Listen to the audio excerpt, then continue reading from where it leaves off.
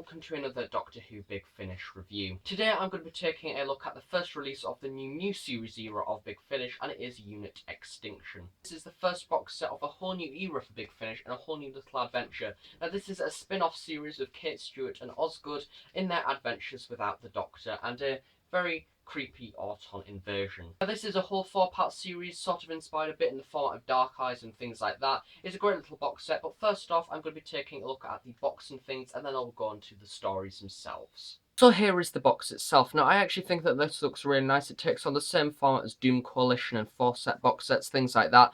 So as you can see, it looks really nice. You have the main promotional art at the front there with Kate Stewart, Osgood, and some of the Autons and things. So on the front we have this dramatic explosion with London skyline in the background there. We have the Shard, the Tower of London, a helicopter, and just some general explosions. Then we have the nesting consciousness tentacles sort of coming around there. How dramatic. The front we have From the Worlds of Doctor Who with Unit Extinction. Then at the bottom there we just have a banner that reads Extinction, an epic new audio adventure with starring Gemma Radcliffe, Inca Oliver, and Warren Brown. At the top we have the Big Finish logo. At the side of the box we have the spine, so we have the logo there, and then an epic new adventure once again, and then some of the cover art with the Big Finish, and then number 1, as this is series number 1. At the back here we have some of the same information once again with the promotional art, and then we have the logo once again. And then we have a bit of a summarization of the whole series itself with a bit of crediting on there as well. At the bottom we have some company information, and then at the top we have Unit Extinction. Sliding out the CDs. So taking a look at disc 1 now, so we have Vanguard. It is the same general layout for all of the releases, so we have Unit Extinction, disc 1, Vanguard, written by Matt Finn at the bottom there. And then we have the main promotional art there with Mr. Devlin there, and then Kate Stewart and the Shard and the skyline in there, and also a spear which is crashing down, so that's nice. On the spine we just have Unit Extinction, Vanguard, and then the sides is made to look a bit similar to the other Big Finish releases, so we have Kate Stewart at the top, and then 1.1, and then the title of the set. And then at the back we have the title, the promotional art once again, along with a bit of information about the actual episode itself and some company information. Taking a look at the discs now and the inner booklet, as you can see there, on the inside we have an image of Ingrid Oliver and also some production notes from David Richardson. Disc 2 is the same format, as you can see there we have Osgood and Sam with the same layout once again with the titling at the bottom. And then we have the title of the set on the spine and things, and then once again the same layout with the promotional material, company information, running time, and also a rundown on episode 2. And then disc 2 we have the journalist, and then we also have Kate Stewart there along with some writer's notes from Andrew Smith. Disc 3, once again, the same layout with some really nice promotional material of Josh Carter, and then we also have Osgood there on a hologram in the background. Then once again at the back there we have Unit Extinction, and then a bit of information about the story. Then on disc 3 we have a really nice group photo of all of the cast from Unit Extinction, along with some director's script notes from Ken Bentley. And then the final cover art, we have London Bridge there, Kate Stewart, the Autons. It looks very dramatic. And then we have, obviously, the captain there with some information. And at the back, we have company information and a bit of information about the story itself. This episode is actually 2 discs. As you can see there, we have the actual episode itself. And then towards the back there, of advertisements for Jago, Lightfoot and Strax, and also some behind-the-scenes stuff as well. And then the final episode, we have a nice image there of Mr. Devlin and also the captain with writer's notes by Matt Fitton. And then on the very back, we have the casting credits. Now going on to the actual stories themselves, first off we have Vanguard. Now first off I would just like to talk about the actual format of the series overall, as it was something that I was actually quite unclear in when originally purchasing this box set, because it was something that I've not actually seen before in Big Finish, or even the new series even. So I was quite intrigued to see how it would work out, and it turns out it's something that I didn't expect. This is a 4-part series. I honestly expected it to be something a bit similar to that of Doom Coalition or Dark Eyes, where you have 4 stories essentially, but spread across an overall plot arc, which is something actually that the new series does. But funny enough, this box set actually takes it down a different direction and pretty much has 4 one-hour-long episodes that are totally dedicated to one plot. So essentially you've got a 4-part one story, which first off, that doesn't actually to me appeal that much. I would be honest, I would be scared by that. If we had a new series episode which was 4 hours long and it was one whole plot, I would honestly start to get pretty nervous about its outcome straight away. But honestly, this does work well. I managed to go through this over a number of nights and I enjoyed it. Vanguard is the first one, so it has quite a big job because it needs to settle in the characters, needs to introduce the plot and also the villain, which personally I didn't expect it to do. When I found out when we had 4 whole episodes, I honestly found it to be quite a slow start. That's what I felt it would be, but it turns out Matt Fitton, the clever writer of Matt Fitton, which I'm currently adoring because I listened to Stage Fright and I adore Stage Fright, I had high hopes for this one, and it turned out he shocked me very, very much because we got introduced to all of the characters pretty much straight away, and then we also got introduced to the villain, and we pretty much knew where the series was going, which I didn't honestly expect that. In 1 hour, we had a lot of the plot there already settled down in stone, which is what I like, because I think the new series has quite a lot of iffy and R-ing stuff, which it takes quite a while to settle down a plot, which I think that this goes straight in there, straight away, and deals with the plot. The opening pre-title sequence is basically a little introduction, and we have basically another adventure going on, which I always like that. I like it when we see the ending of an adventure, as it makes it feel more of a bigger universe, and it makes it feel like it's continuing on from something else, rather than we are seeing each individual adventure take place. Basically, we have this reptile creature, which that is sort of not on the attack in London, but basically it's there with the humans and things, and they need to contain it, which is a dramatic opening. And yeah, we introduced to Kate Stewart straight away, and a few of the soldiers, as well as Osgood. Not really too much in the opening piece, but I do definitely like the way that it settles down, sort of a dramatic opening, even though it doesn't actually relate overall to the plot. Then something that completely crossed my mind was, this is a whole new spin-off, so it's going to need a whole new theme tune. I honestly stared with my headphones on and my jaw dropped. As soon as I heard the new theme tune, it is absolutely amazing. Just the impact it has and the drum beats and things, it is honestly not what I expected in a good way. If you're going to listen to anything from this box set, just listen to the theme tune, and then you will probably want to buy it, because honestly it sounds dramatic, it sounds like a blockbuster film, and it was generally something that I ended up looking forward to at the start of every episode and at the end of it, because it just contained it well. It was a nice little wrap-up thing. So overall, we are introduced to some of the characters, as some new and some not. So we have Kate Stewart, which she's just as brilliant as she is in the TV series. I was looking forward to seeing more of her, well, not physically seeing more, but listening to her, I guess. I was looking forward to more of her because I think that she works brilliantly in the new series, and it didn't disappoint. Within the first 15 minutes, we had references to the Brigadier, which is something that the new series does tend to forget about quite a lot and quite often, so it's nice to have a few references in there. As I see Kate Stewart on, Osgood honestly took a back seat for this episode, I felt. She sort of sat in the office, but then this is then developed further when the rest of the series takes place. We're also introduced to two other characters, which are sort of running characters throughout the series, which have become rather important. First off, we have Mr. Devlin. Now, he is played by Steve John Shepherd, which I'm familiar with a few of the things that he's done in the past. I knew that he was on EastEnders, and I can remember him being on that, and I could remember his face straight away from EastEnders. And he played quite an evil character in that, and I can always remember seeing him on the screen, and he was sort of a natural evil person. He's sort of a bit like Moriarty, and the actor that plays him that I keep on forgetting. He is just evil, because I've seen him in James Bond. He was just as evil then. He just has those eyes that make him look evil. I think they work brilliantly, because we were introduced to him, and then we're also introduced to a journalist called Jackie McGee, which I honestly thought we were going to be introduced to her, and then she left, and I thought that would be the end of her, but it turns out not, because she came back in the other episodes, and she was technically sort of a companion to Kate Stewart, I think, but sort of a companion that didn't have no say whether or not she was there or not, which sort of allowed for a different perspective on the idea of the role of a companion. Technology thing called Future Tech, which we have an Auton story, and we have a technology plant. And now we're going to add the next factor in there. This future technology plant is basically 3D printing. There we go, there's the plot. It is quite an obvious plot, I will be honest. Straight away you can link Auton's 3D printing, it's perfect. We have a new technological thing which has sort of just came into development in the past few years, and Autons, quite honestly, they are made for each other, this plot, to be honest. It is just a brilliantly working plot. I just love the way that it doesn't faff on. We know that the Autons are going to be in it, and they do not hide that. I just hate it when we have episodes like, say, Victory of the Daleks, and they do this massive reveal when the Daleks come on, even though their name is in the title. It just doesn't make sense, but I like the way that we are aware the Autons are in this, so therefore they don't faff on, and they just bring them in straight away. Which, even though, because I'm a new series viewer and a classic viewer, I am used to sort of having this big overreaction thing when the actual alien comes on.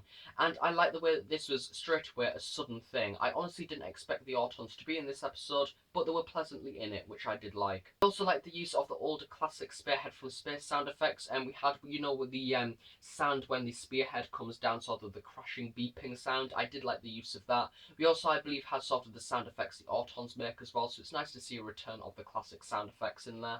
So overall we have a divide. Kate is at this sort of technological event, and Osgood is sort of in the Tower of London, which is another thing that I like about this. Throughout the whole series itself, we are introduced to places that we already know about if you are aware of the new series. For example, there is an appearance of the Black Archive, and there is also obviously the Tower of London, which has been most recently seen in episodes such as The Power of Three, The Day of the Doctor, and most recently in Series 9, of course, with The Magician's Apprentice. So it's nice to see a few little scenes in there that are familiar with that of the new series.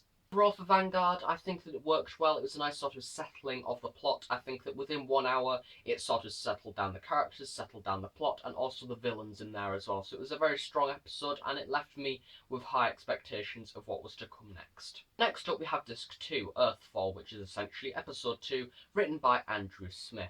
Now, the general idea for this series is we have an episode written by Matt Fitton, and then we have episode 2 written by Andrew Smith, along with episode 3 written by Andrew Smith, and then the final is also written by Matt Fitton, which means we only have 2 writers spread across the whole series, which once again is something that the new series doesn't do, which I think that it shows, because in the new series we have an overarching plot that is forced into episodes, and the other writer is pitched by Stephen Moffat that they have to write this certain thing into it, which means that the understanding of that certain plot sometimes is misinterpreted and it doesn't work as well. But with this, we have 2 writers, they know exactly what they are doing because it's essentially only their plot, so only them are writing it, so they don't need to worry about any other writers in there, which I think that worked brilliantly because they had a general understanding of the plot. Behind the scenes, it said that it was more of an idea pitched to them and then they wrote it, which I think once again worked well as they could develop from it. They had the characters which were consistent throughout the series, it didn't feel different, it felt like the same characters, and the plot was also consistent also. As previously mentioned, in Vanguard we had a bit of a sort of, not really a lacking appearance of Osgood. This one sort of fixes that for us because we have a lacking appearance of Kate Stewart, and basically Sam and Osgood go off to the Gobi Desert to retrieve one of the Spearhead sort of sources, which is a similarity once again to the Spearhead from space. This episode is essentially one of those location mission things where they go out to a country to find this orb, which once again adds a grand scale to it, which is something that I actually credited Invasion of the Zygons for, because it felt like a grand plot, it felt like a worldwide invasion. With it being Big Finish, they can go anywhere. As the episode is all going well, they find the Spearhead orb, and then we have a confrontation with the Autons, I do believe for the second time, as we do see them in part 1, as we do actually have them in part 1, but not really as much. They're quite a mysterious character, but in this one we have them coming out in full force, and what is a better way to make them come out in full force is basically kill people, which what happens in this episode, which if you see killing in this one, you will definitely have a lot in the final ones. All going well, they retrieve the orb, and then the Autons come in and basically ruin all that for them. But during this time, Kate Stewart decides to go off to Mr. Devlin again and have a bit of a meeting with him, which then adds to more suspense because we know that they're down to it, the future tech company. Let's face it, 3D printers, it's very obvious. But yeah, we have some very nice scenes in there. And then once again, it carries on the plot. It does have this grand scale in there, which I just think works brilliantly. I think though that overall Earthfall will probably be one of the weakest episodes of the box set because I do feel that it carries on the plot, but in parts this is the one where I lost interest the most. But even though it still sort of maintained my attention, I still wanted to listen to it more. But I just felt that it did slow down in places, and I did sort of feel myself zoning out in certain areas. Now we have Bridgehead. Now this is, I like to think, the final. This is sort of the beginning to the final. This is where we really have this sort of setup to the final, and in a way it's sort of split into 2 episodes. You have the location, and then we have the final battle, which is sort of this one, as it does pretty much continue. It's like 1 2-hour episode, and I think that this is possibly the smoothest 2 parts of the whole series so far. Now, I like to think that this episode is based around a character called Josh Carter. Basically, he goes undercover in Devlin Future Tech, and he ends up getting compromised by Jackie McGee. Basically, in the past episodes, Jackie McGee follows the unit cars to sort of see the crashing of one of the control spheres from the Autons. She gets her mind wiped, and then she still has sort of this urge at Mr. Devlin because he is a sort of mysterious character. She ends up bumping into Kate Stewart once again, and then ends up sort of being on the adventure again once again. After us thinking she sort of left in the other one, turns out not. She pops up again.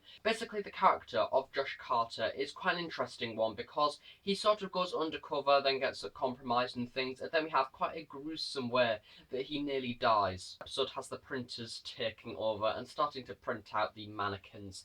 Now, in this episode, we are also introduced to a news reporter, which is once again a rather new series thing. He's played by Nick Briggs, which is nice to see, obviously the leader of Big Finish, and also someone who I met at the festival, so that was nice. He basically was in the episode, and he was the commentator of what was going on from the public perspective, which was a nice thing. Once again, rather Series 1 new series, which is another foreshadowing thing in this. And yeah, it worked well. I think that it once again delivered a different perspective to the actual series itself. It let us know what was going on in the other world parts whilst the plot was developing. Basically, as the control spheres crashed down, these printers started to work, and they started to print out mannequins, which are of course the Autons themselves, which it's just a brilliant plot. 3D printers, what we're going to do, physically print our soldiers. Soldiers start to print, and basically they start to invade, they start to round up everybody. They don't actually kill them, they start to sort of round up everybody into groups, which is once again an intriguing thing. And then by the very end of the episode, Josh Carter is basically captured along with Kate Stewart, and something is going to happen which is relevant to the Mr. Devlin plot as well. Basically, he had an accident and something happens where he ends up getting took over by the Nestine, and it's one way that it's quite an established way really. It's very creative, and basically the bones in his skull are replaced by a plastic skull, which is something that they were going to do with Josh Carter as well, and that does actually happen. By the end of the episode, he's pretty much dead, and he's basically a servant of the Nestine. I do believe that is near enough the ending cliffhanger for this episode. Now, the final episode is Armageddon. Now, I watched this quite separate to the other 3 episodes. I watched them rather close to each other, but this one I had to leave a few days due to the Doctor Who festival, so I had the cliffhanger looming in my mind throughout the whole of the festival, and this one doesn't disappoint. It's 1 hour of basically the Autons invading. If you don't think that Autons can take over the world, this definitely makes them actually a threat, which I think is once again something, especially in the new series, that it didn't do. It did slightly in Rose, but once we've seen them in other episodes, it just didn't work. But this makes them a threat. Basically, the idea is to get this liquid polymer and basically transform the Earth into the lovely plastic thing that the Nestine wants. We're also introduced to the Nestine in the previous episode, and he is the giant squid creature, which we don't actually see much of in the TV series. We did see a bit of him in Spearhead, but not too much. It's sort of just some floppy octopus arms, which has sort of gone for the same appearance with this, judging by the cover. And then in Rose, we had sort of this weird lava creature. I do like the way that definitely Big Finish has sort of gone across with the sort of more tentacle octopus effect, as I do generally think that that looks more threatening, and it's something that I think probably Nick Briggs does like more. Even though he did actually voice the Nestine and Rose, I think that he generally likes the octopus version a little bit more, and it does generally look a lot more threatening.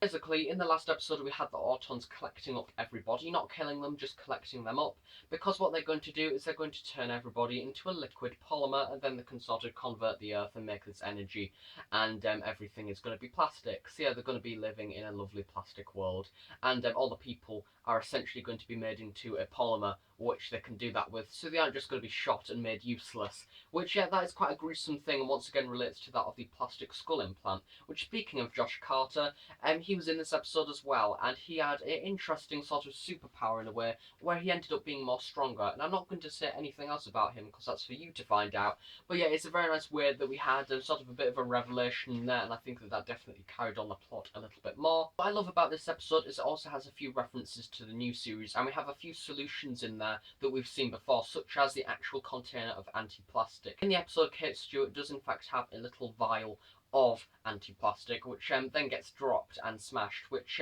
is not the way the episode ends. And yeah, I do think that is a very interesting way that they were going to essentially use the exact same solution as last time, but that was smashed, which shows how a plot can go wrong, which is something, once again, the new series doesn't do, which I do like the way of having several different ways to end the episode, but one of them doesn't work. I'm going to be very brief for this, but I think that this episode is very on a global scale. It's basically 1 hour of the world getting slaughtered, which once again is something brilliant because it makes them a threat, which I think that honestly, if you approach me with the idea of Autons being a threat, I wouldn't be able to see it. I think that Matt Fitton and Andrew Smith have definitely used the idea of 3D printers and things and sort of shown how easy it was for Autons to actually gain control because of the technology that's around at the moment. And honestly, it's something that if they were to bring back the Autons, this is the way that the new series should do it. 3D printers, it's obvious. So overall for this box set, it is a prime example of how brilliant Big Finish is. Also in the middle of listening to Jago Lightfoot and Stripes, which is technically another new series thing.